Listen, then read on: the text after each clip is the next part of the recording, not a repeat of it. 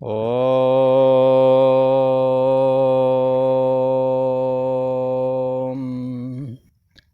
ओम गुरु ब्रह्मा गुरु विष्णु गुरुदेव महेश्वरा गुरु साक्षात् परम ब्रह्म तस्मै श्री गुरुवे नमः।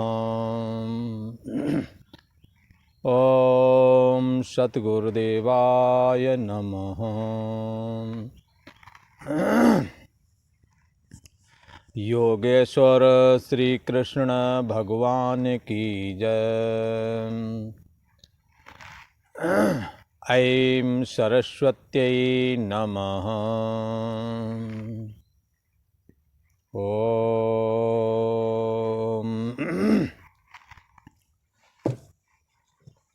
पूर्व का प्रसंग चल रहा है। द्रव्यमय यज्ञ की अपेक्षा ज्ञान यज्ञ श्रेष्ठ है, ऐसी चर्चा चल रही है। तो किसी ने कहा, महाराज भगवान श्री कृष्ण जो है द्रव्यमय यज्ञ की अपेक्षा ज्ञान यज्ञ श्रेष्ठ बता रहे हैं। तो किसी ने कहा, महाराज ये द्रव्यमय यज्ञ को श्रेष्ठ क्यों नहीं बताया? द्रव्य में बता दें, क्योंकि द्रव्य का मतलब होता है धन। धन से सबके कार्य सिद्ध होते हैं। कोई भी कार्य है धन से सिद्ध होता है, पूरा होता है।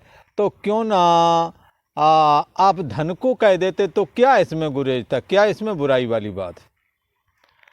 ऐसी कौन सी बात है जिससे आप ज्ञान यज्ञ को श्रेष्ठ कह रहे हैं? ऐसा कहा।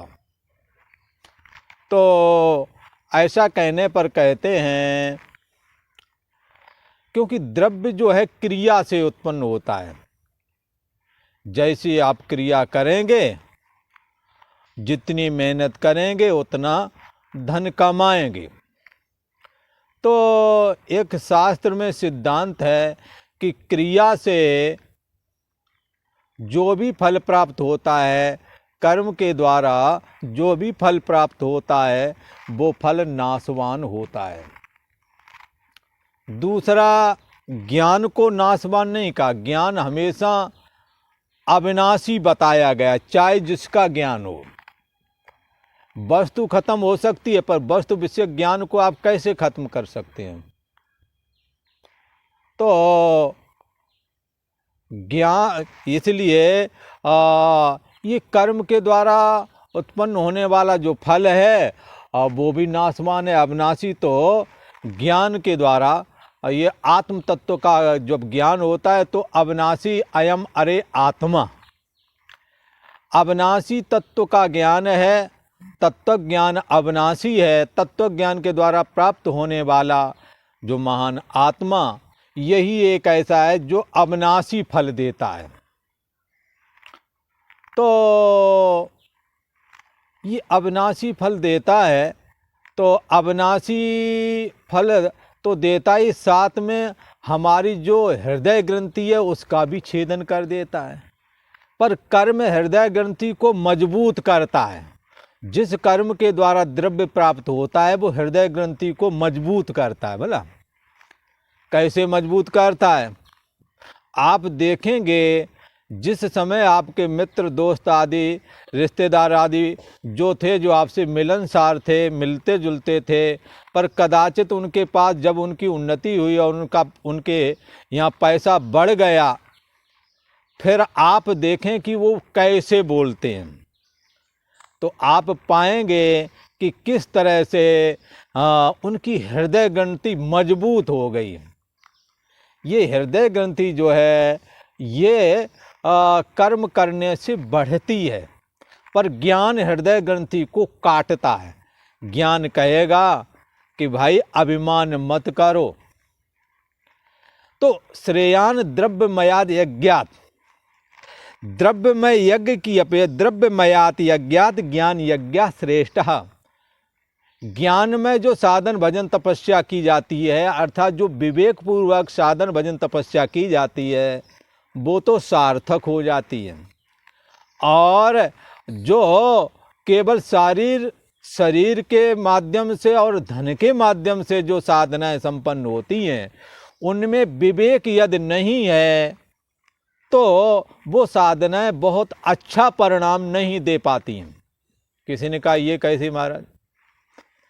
आप देखें कि शरीर से कोई अमर नहीं हो सकता। शरीर आज तक जो भी जन्मे हैं, और यहाँ तक का रामकृष्ण से को बड़ो, रामकृष्ण से भला राम और भगवान राम और भगवान श्री कृष्ण से कौन बड़ा हो सकता है? उन्हों का भी आज इस धरा धाम पर इन आँखों के द्वारा शरीर नहीं दिखता। यद्यप साधन भजन करें, उनकी भक्ति करें तो आज भी दर्शन होते हैं, पर कभी यहाँ पर वो आम लोगों को भी रोज दर्शन देते थे। वो बात आज नहीं रह गई है। तो शरीर के द्वारा जो वस्तु आज दिखती है, हो सकता है कल को वो ना दिखे। इसलिए ये भागवत में एक प्रसंग आता है कि विवेकहीन तपस्या धन के माध्यम से या धन के सहयोग से जो साधना होती है। कोई कहेगा धन के सहयोग से कैसे साधना होगी? अरे होगी। बड़े बड़े सत्संग, बड़े बड़े संत सम्मेलन, बड़े बड़े भागवतें, ये सब धन ना हो तो कैसे होगा? लोग धर्मशाला बनाते हैं, ये धन के द्वारा साधना हो रही है। कुआं खुदवाते थे पुराने समय, अब कुआं नहीं, अब तो नल लगवाते हैं। बावरी खुदवाते थे और अब तो नल की टोटियां लगने लगी हैं। बाग बगीचा लगवाते थे, जमीन भूदान देते थे, पैसे लेके जमीन किसी को खरीद दी, दान कर दी। ये धन के द्वारा किया है, साधना की जा रही है। ये भी एक स्थूल स्तर की साधना ही है। इस साधना के द्वारा आपका पुण्य बनता है। यदि आपका कामना युक्त पुण्य होगा तो ये पुण्य आपको स्वर्ग प्राप्त करावेगा। यदि निष्काम होवेगा तो यही धन के द्वारा की जाने वाली ये धन यज्ञ, ये द्रव्यमय यज्ञ, ये धन से की जाने वाली साधना आपको परमात्मा की भक्ति में प्रवेश करा देगी। क्योंकि जिनके ज़मीन नहीं, जिनके मकान नहीं, उनको मकान या ज़मीन आपने कहीं खरीदा दी तो आपका 3 पुश्त तक तो जरूर वो ऋणी वो रहेगा, और उसके जो बच्चे होवेंगे वो, और उनके जो होवेंगे, इसके बाद कहीं फिर उन्हें और खरीदना पड़ेगा। जब परिवार बढ़ेगा तो 2-3 पुश्त तक जरूर याद करेंगे वो लोग। खैर, ये भूदान है। एक विनोबा भावे करके संत हुए हैं जिन्होंने भूदान आंदोलन ही चलाया था, भूमि दान करो।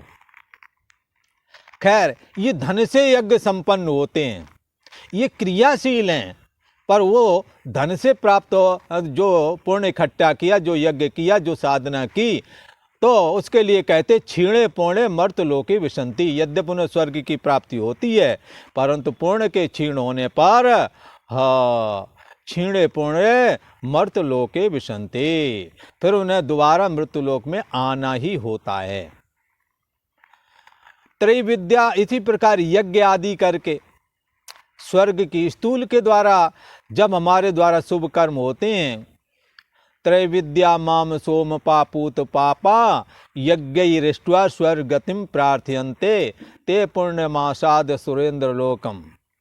तो ये सुरेंद्र के लोग अर्थात इंद्रलोक को चले जाते हैं, और ये क्या करते हैं?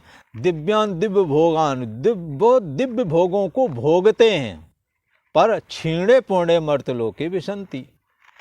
पूर्ण क्षीण होने पर पुनः मृत्युलोक में इन्हें प्रवेश करना होता है। तो इस तरह से ये कर्म की जो साधना है वो एक दिन अंत को प्राप्त होती है, इसका अविनाशी फल तो नहीं हुआ।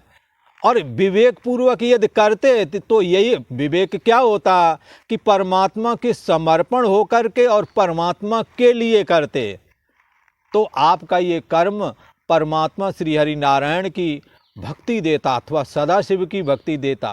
पंचदेवों में किसी को भी जो आपको अच्छा लगता हो, चाहे श्री गणेश जी महाराज, चाहे श्री दुर्गा भवानी, और चाहे सूर्य नारायण, चाहे भगवान नारायण, और चाहे शिव जी, इन पंच देवों में जो भी देव आपको अच्छा लगता हो, ये ईश्वर के 5 पूज हैं।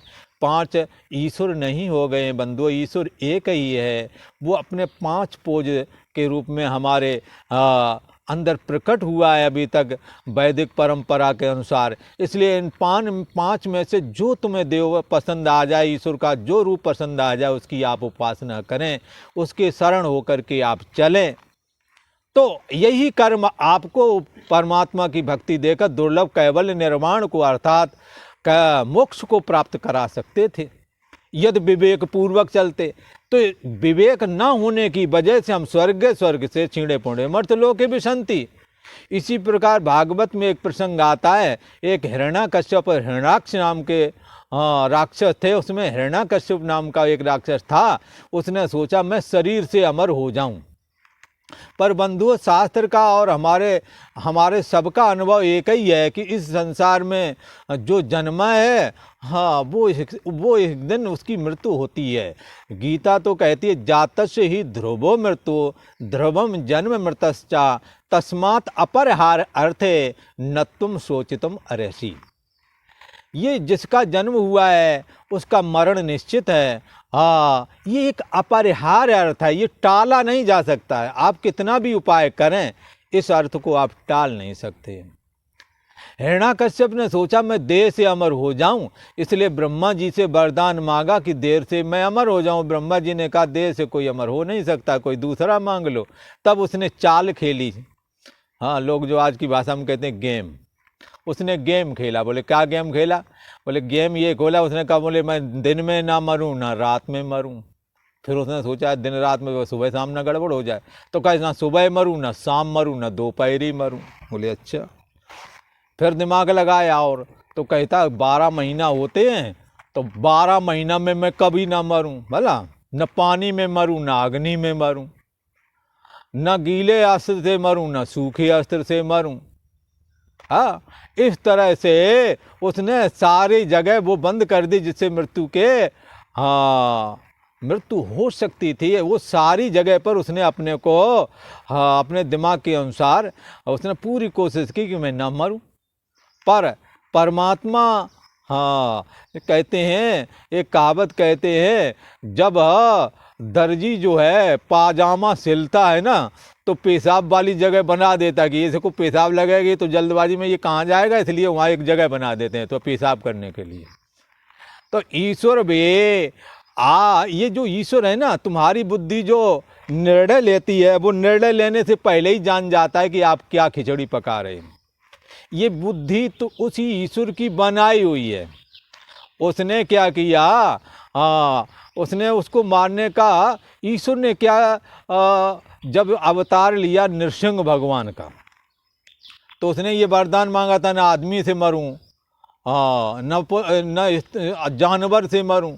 तो भगवान आधे आदमी आधे जानवर बन के आ गए, नीचे का पोर्शन आदमी का, ऊपर का शेर का। दिन में मरूं ना रात में मरूं, ऐसा वरदान मांगा था। तो शाम को आए धमके।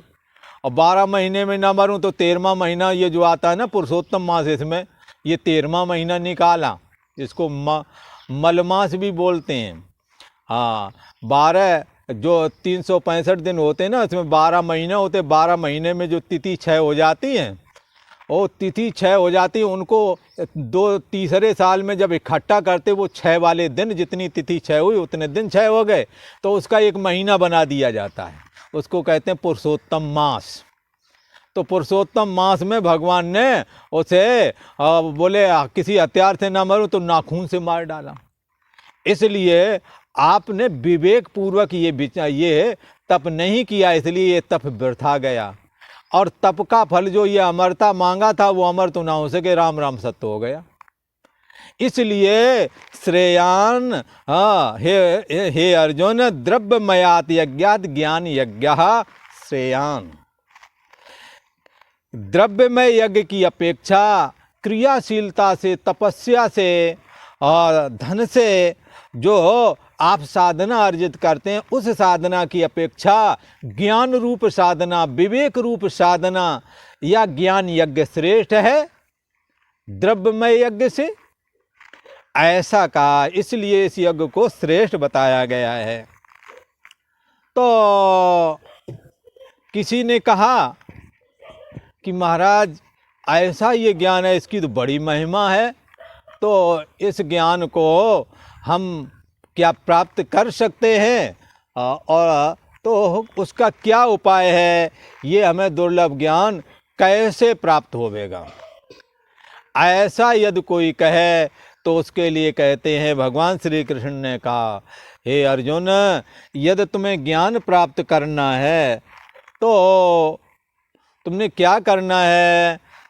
तद विद्धि प्रणिपातेन परिप्रश्नेन सेवया उपदेक्ष्यन्ति ते ज्ञानम ज्ञानिनस्तत्वदर्शिना। अब कहते हैं कि यदि तुमने वो ज्ञान प्राप्त करना है तो क्या करें? भगवान श्री कृष्ण ने कहा, यदि तुमने ज्ञान प्राप्त करना है तो हे अर्जुन, तुम्हें ज्ञानवान संतों की शरण में जाना चाहिए, ज्ञानवान ऋषि महर्षि की शरण में जाना चाहिए। बोले महाराज वहाँ क्यों जाएं, अपना ऐसे ही सुन लेंगे, ज्ञान हो जाएगा, पढ़ लेंगे। तो इस पर कहते हैं, ये स्वयं से ज्ञान ये वाला नहीं आता, बाकी तो सब चाहे पढ़ भी लो आता, तो वो और भी ज्ञान जितने भी हैं वो बगैर पढ़ाए बगैर समझे नहीं आते। पर ये दुर्लभ ब्रह्म ज्ञान के लिए तो ये साफ और क्लियर किया कि यदि तुमने उस दुर्लभ ब्रह्म तत्व को समझना है, परमात्मा को समझना है, तो कहते हैं स गुरुमेवा भी गच्छेत समित पाणी श्रोत्रियम ब्रह्मनिष्ठम। तो उसको चाहिए वो गुरु जी के ही पास में जाए। किसी ने कहा हमारे कौन से गुरु जी के पास जाएं? बोले श्रोत्रियम ब्रह्मनिष्ठम, जो वेद का पारदर्शी है, वेद जिस परमात्मा का कथन करते हैं उस परमात्मा को जानने वाला हो, और जानने वाला ही नहीं हो, उसमें अपनी मैं बुद्धि जिसकी स्थित है उसको कहते हैं ब्रह्मनिष्ठा। वेद का पारदर्शी हो, वेद का जानने वाला हो, और ब्रह्म में वेद का प्रतिपाद्य विषय जो है वो ब्रह्म है, उसको मैं बुद्धि करके जो जानता हो उसको कहते हैं ब्रह्मनिष्ठ। ऐसे ब्रह्मनिष्ठ गुरु की शरण में जाना चाहिए, और जा कर के उनको उनसे ये तत्व का ज्ञान सुनना चाहिए, समझना चाहिए। तो उनका कैसे समझा जाए? ऐसे ही जा कर के जाएंगे और कहेंगे हे महाराज जी हमें अपना चेला बना लो और ब्रह्म ज्ञान हमें सुना दो, ऐसा कहना चाहिए क्या? तो ऐसी जिज्ञासा होने पर भगवान श्री कृष्ण ने वहीं समाधान कर दिया। क्या किया? तद विद्धि प्रणिपातेन। आपने उन गुरुओं के पास जब जाना है तो कैसे जाना है? प्रणिपातेन, जा कर के दंडवत प्रणाम करो। दंडवत प्रणाम उसे कहते हैं, जमीन पर जैसे डंडा सीधा वाला डाल दें तो डंडा पूरा जमीन में चपक जाता है, ऐसे ही आपके सारे अंग जमीन में लगने चाहिए, और हाथ भगवान हाथ जो है उन गुरुओं के, उन संतों के चरणों की ओर होना चाहिए। ऐसा करके दंडवत प्रणाम करो ताकि आपका अभिमान हमेशा हमेशा के लिए खत्म हो जाए।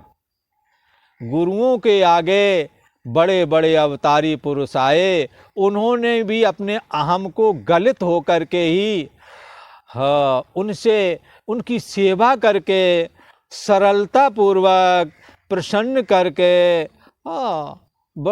पूछा तत्व के विषय में। यद्यपि उनको जरूरत नहीं राम और कृष्ण को, तो भी उन्होंने गुरुओं के आदर जैसे किए हैं, जैसी परंपरा बनाई है, हाँ बड़ी दुर्लभ है। आज हम लोग उतना नहीं पालन कर पा रहे हैं जैसा उन्होंने पालन किया।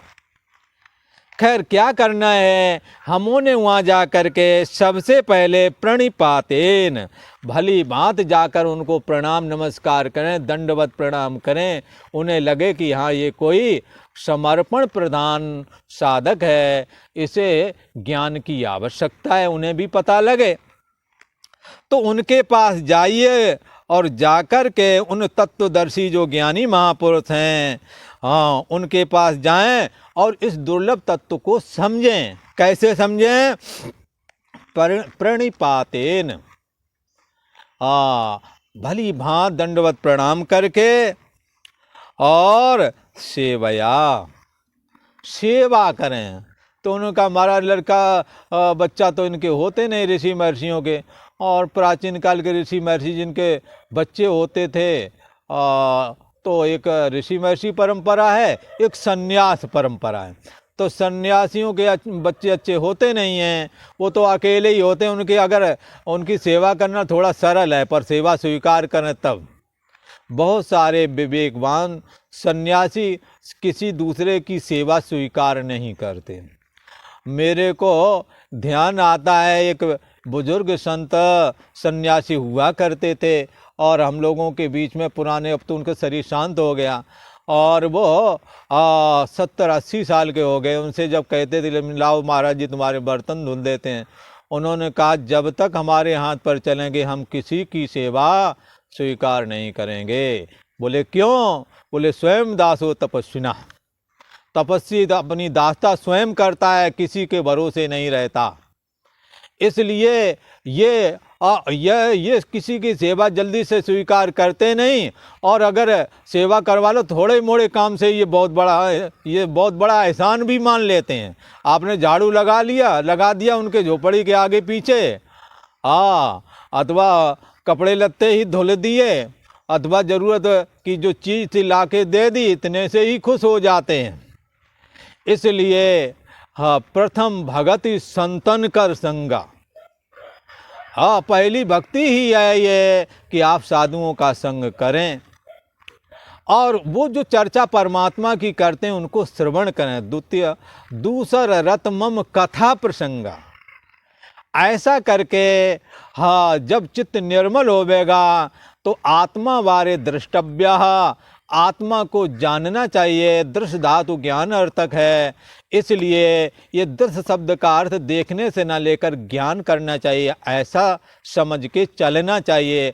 आत्मा का ज्ञान करना चाहिए। कैसे करूं? श्रोतव्यो मंतव्यो निदिध्यासितव्या, आप इस परम ब्रह्म परमात्मा का प्रतिपादक शास्त्र जो गीता है इसका श्रवण करें, इसका मनन करें, इसका निदिध्यासन करें। कैसे? आचार, जो ये आचार्य हैं, जो सन्यासी हैं, जो ऋषि महर्षि हैं, इनके द्वारा उपनिषद अथवा गीता वाक्य अथवा भागवत वाक्य को सुने।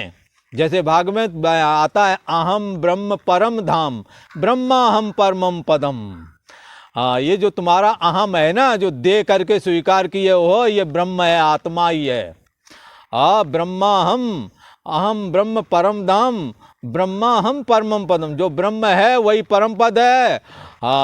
और जो तुम्हारा अहम है ये ब्रह्म है, ब्रह्म ही तुम्हारा ये अहम है, और अहम जो है वो उसमें ब्रह्म है।